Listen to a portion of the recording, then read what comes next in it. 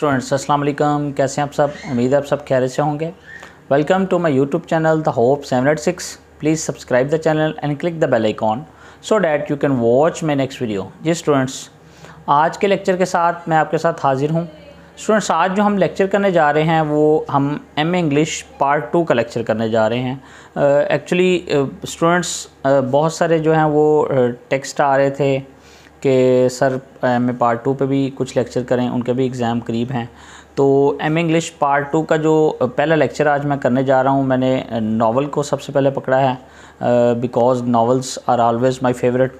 तो नावल्स में से जो एक राइटर है अहमद अली, पाकिस्तानी राइटर हैं, सब कॉन्टिनेंट के राइटर हैं, और आप ये भी कह सकते हैं कि ये फ़र्स्ट पाकिस्तानी राइटर थे जिन्होंने इंग्लिश में नावल लिखना शुरू किया। इससे पहले चूँकि 1910 टू ऑनवर्ड और उससे बिफ़ोर जो है वो उर्दू नावल्स ज़्यादा लिख रहे थे और अपने पीक पे बहुत ज़्यादा राइटर्स थे।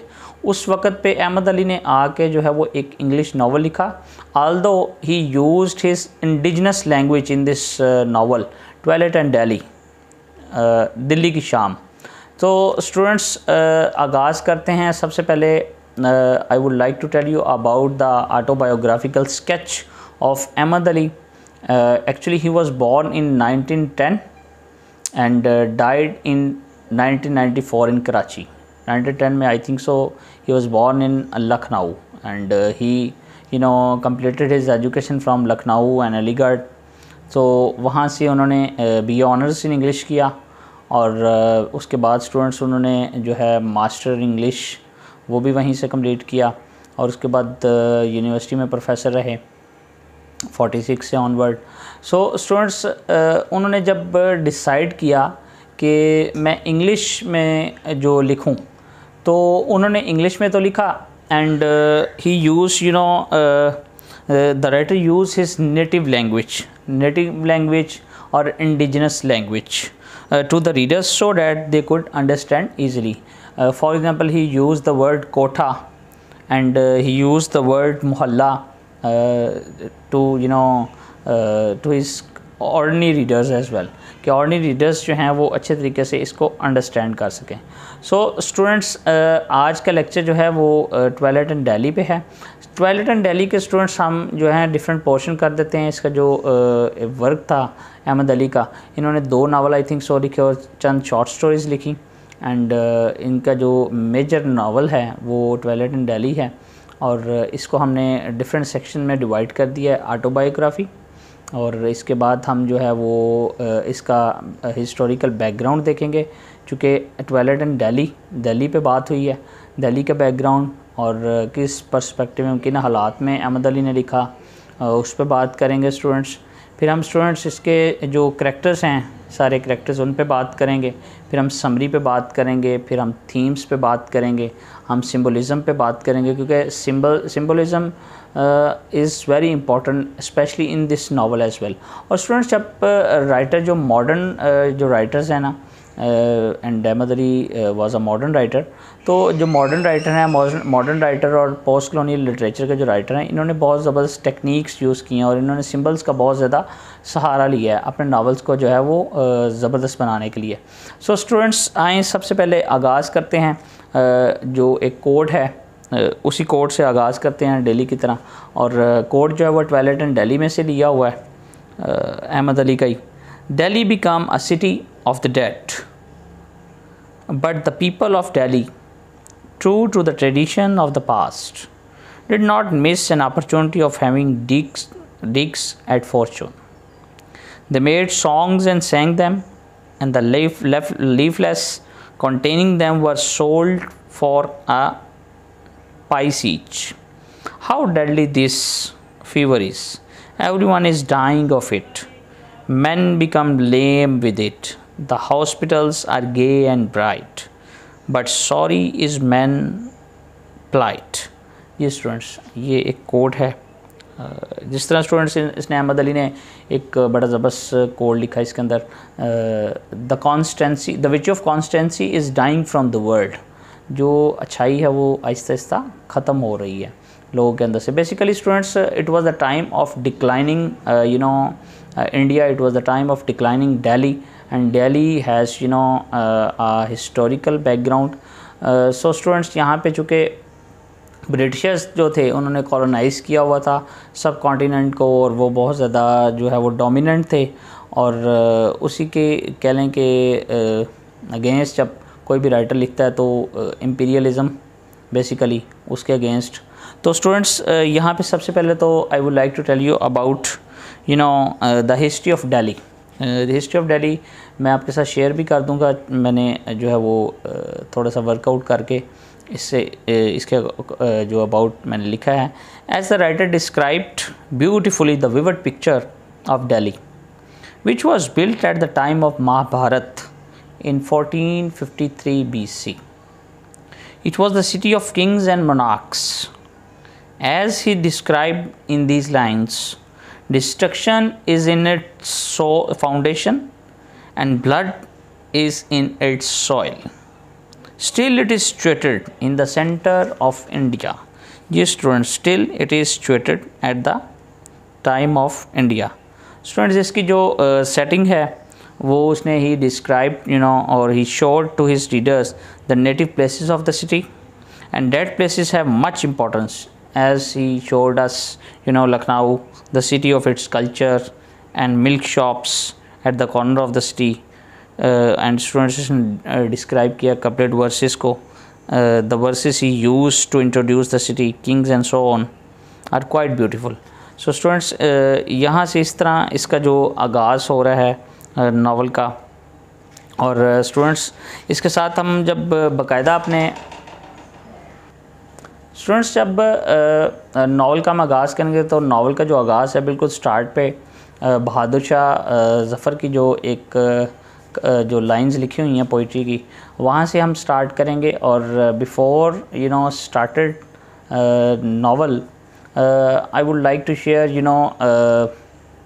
some lines of E.M. Forster from the Passage of India, और उसने जो अहमद अली के बारे में जो लिखा है स्टूडेंट्स वो भी मैं आपके साथ शेयर कर दूंगा। बेसिकली इसको मैं इसलिए ज़्यादा एलेबोरेट कर रहा हूँ that he wrote very beautifully. He gives us a glimpse picture of this novel. He gives us a more detail of India and especially Delhi and how Delhi was declined. ठीक है, तो इसलिए इसको बयान करना बहुत ज़्यादा इस तरह ज़रूरी है। जी स्टूडेंट्स, E.M. फॉस्टर क्या कहता है?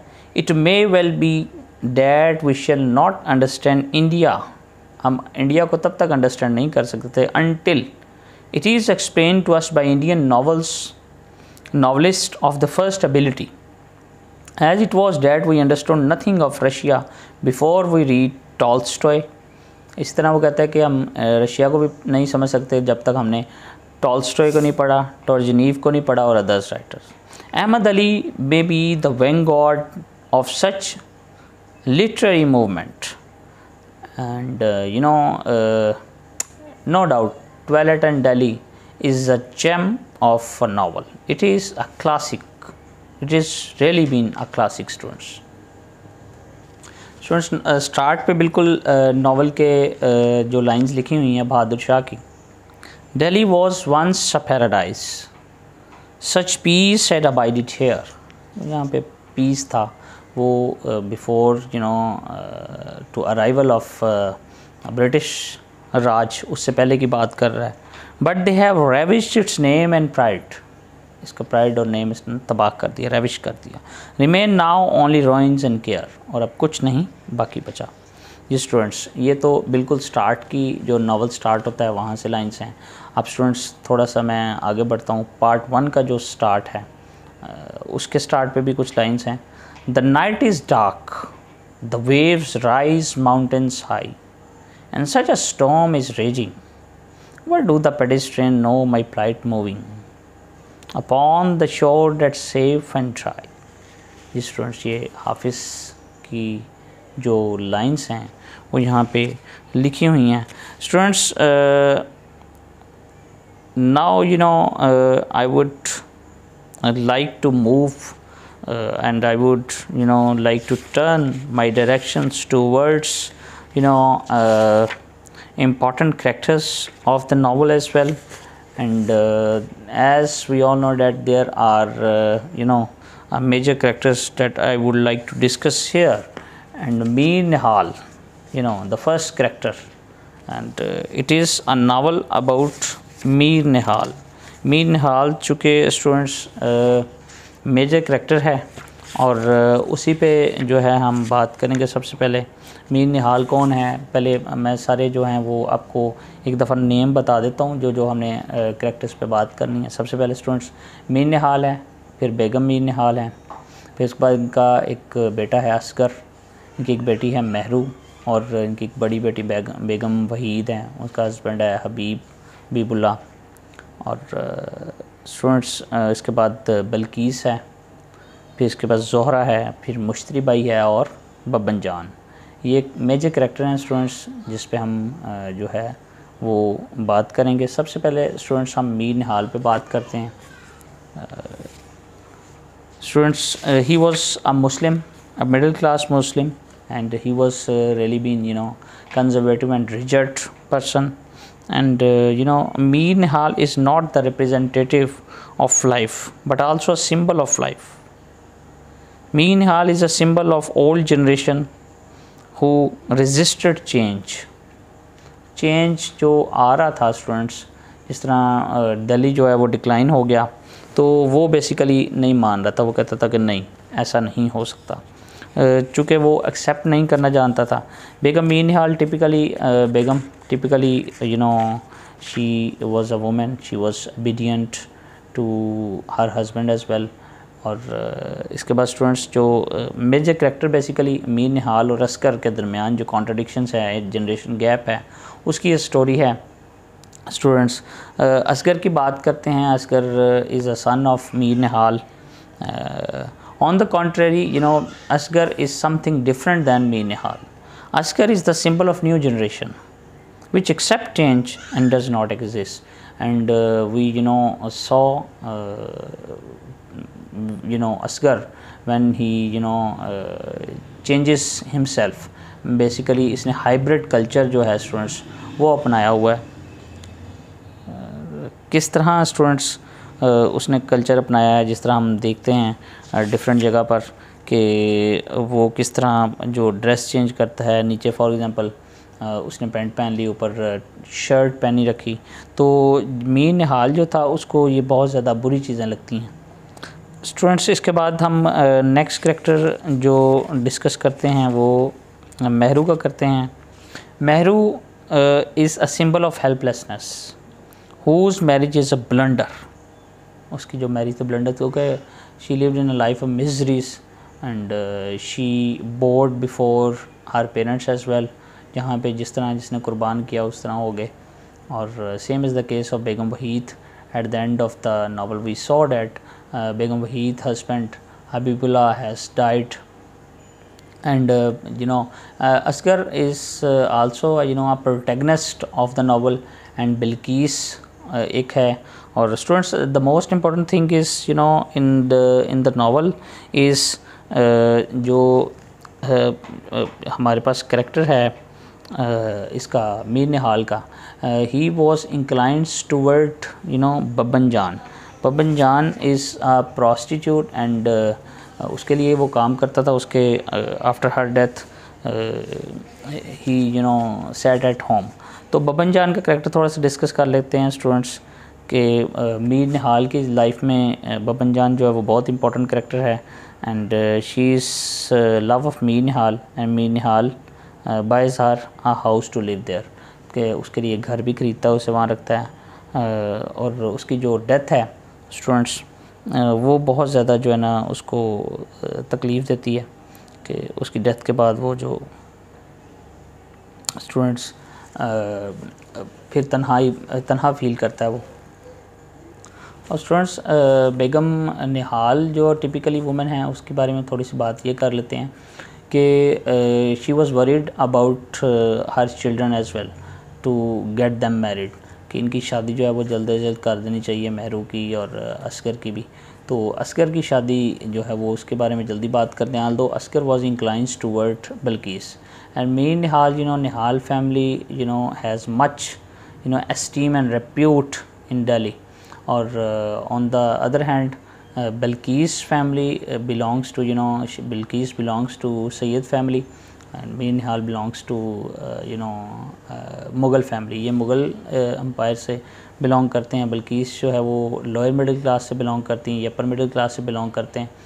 तो स्टूडेंट्स इनकी शादी जो हो नहीं सकती है। Asghar was inclined towards Balkis and he wanted to get married with Balkis as well.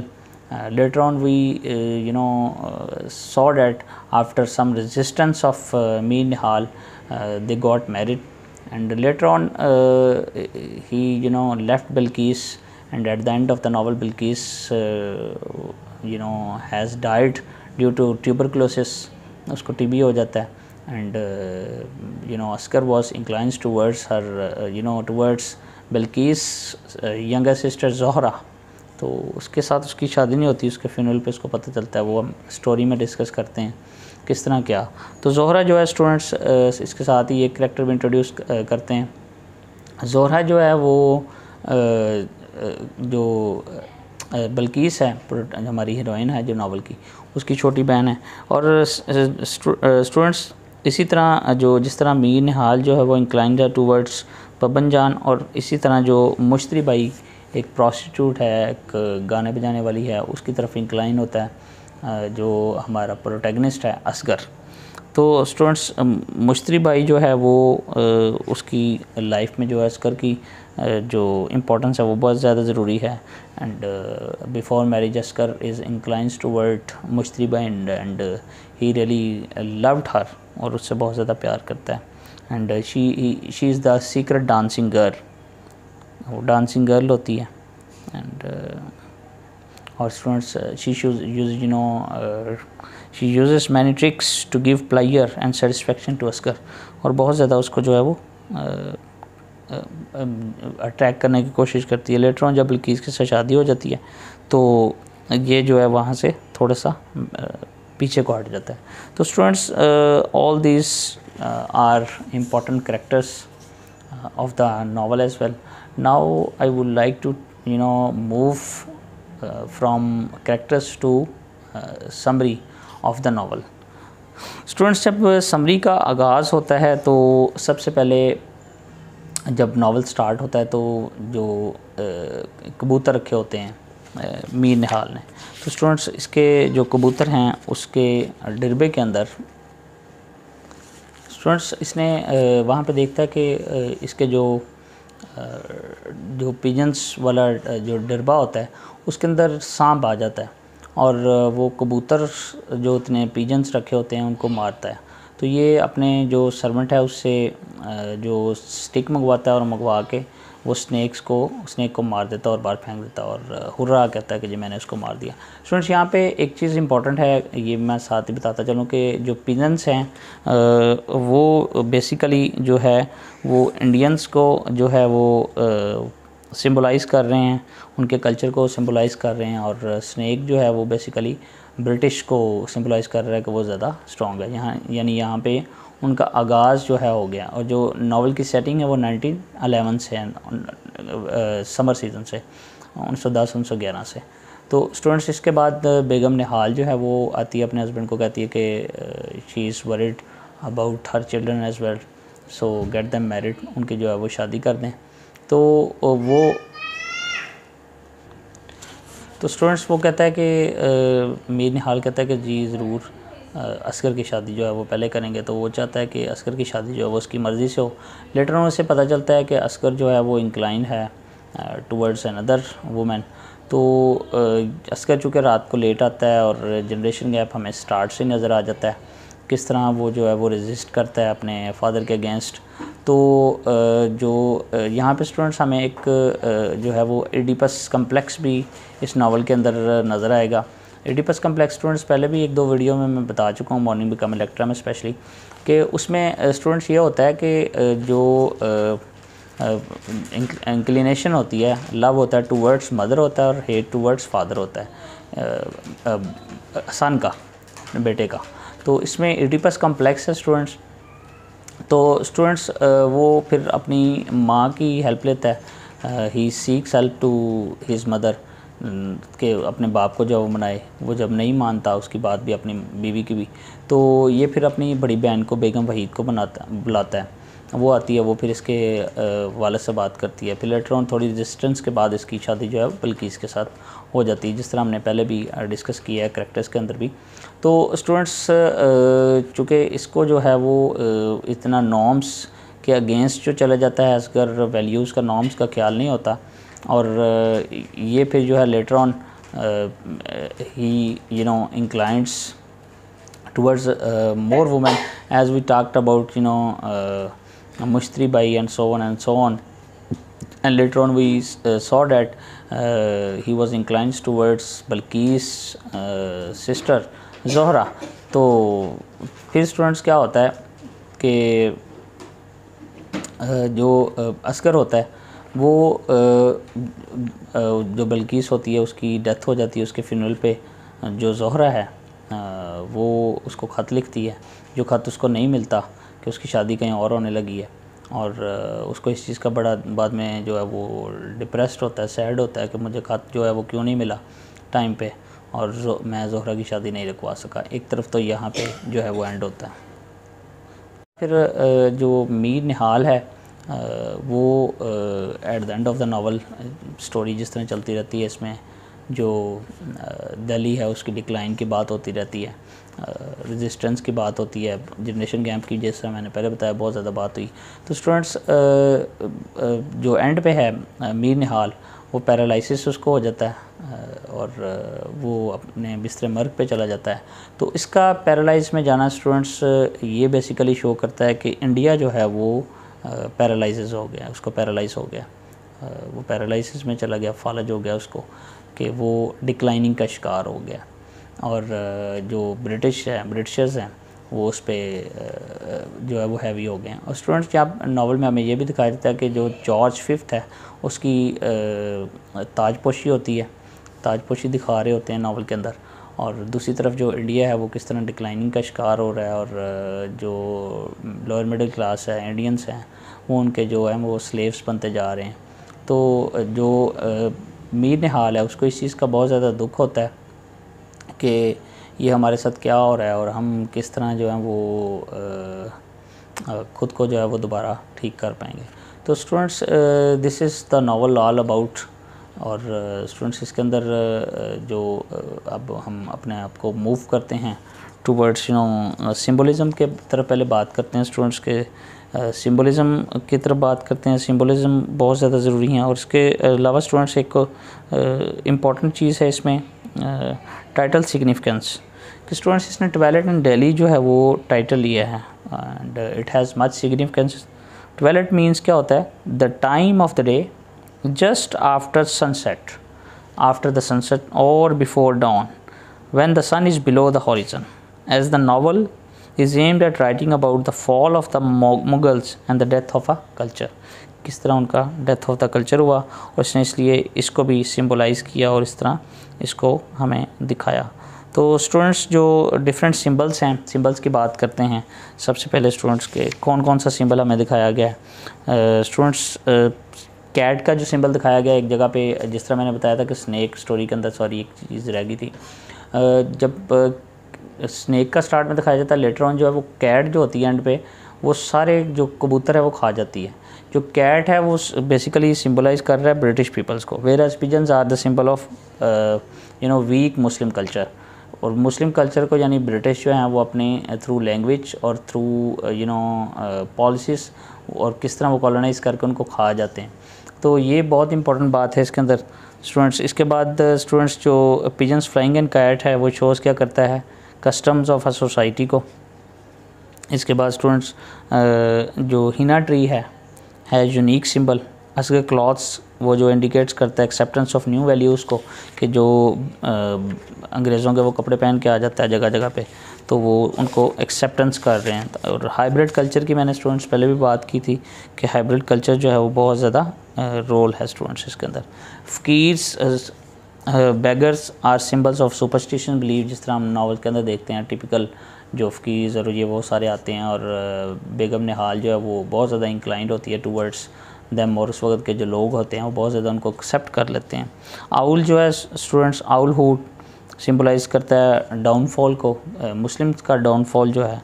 Qawwali जो है स्टूडेंट्स वो इज़ ए सिंबल ऑफ एंथुसिज्म को उसको जो है वो डिफ़ाइन करती है। इसके बाद स्टूडेंट्स सिंबल्स देखते हैं और कौन से सिंबल्स यूज़ हुए हैं नावल के अंदर।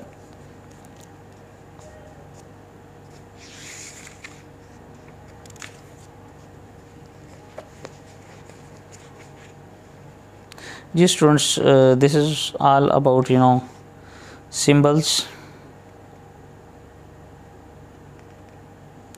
इसके बाद स्टूडेंट्स हम सिंबल्स की बात हमने कर ली, इसके बाद हम इम्पॉर्टेंट थीम्स की बात करते हैं। स्टूडेंट्स इम्पॉर्टेंट थीम्स कौन कौन से हैं students?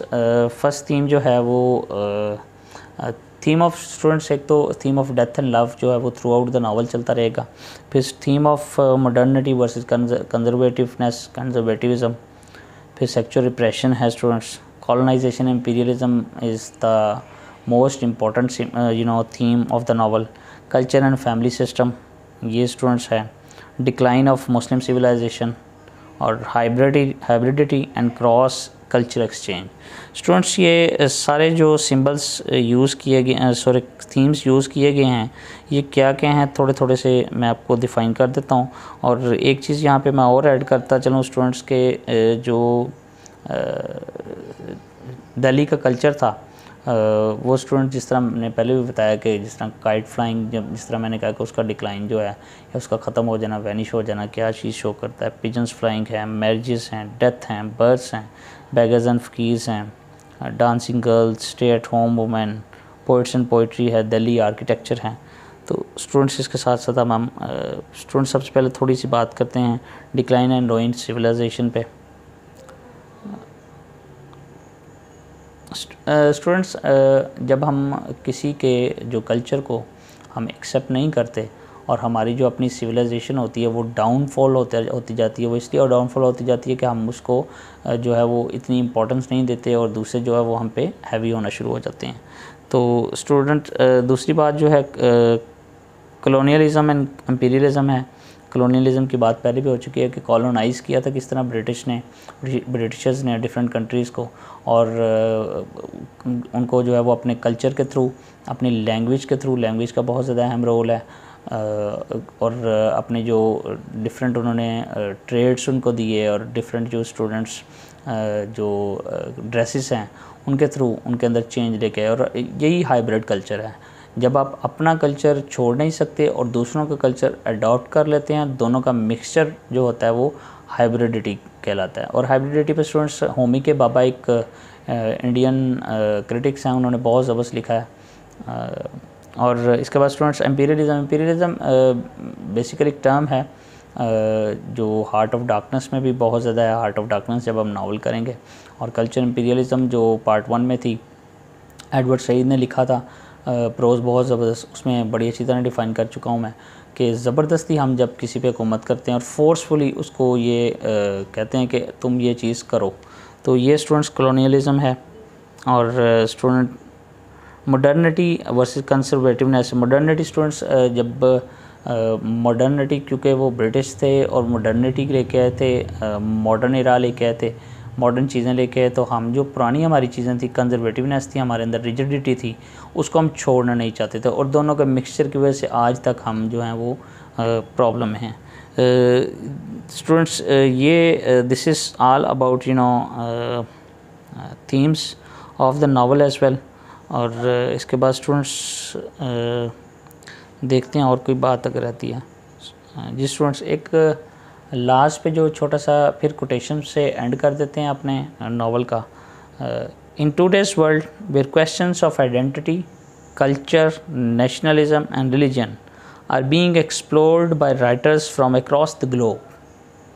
Ahmad Ali 1940 novel Twilight in Delhi is considered to be the first work in English to address these topics for people of the Indian subcontinent। कि इसने किस तरह ज़बरदस्त तरीके से जो है हमें इस नावल के अबाउट जो है वो हमें बताया students through his characters as well.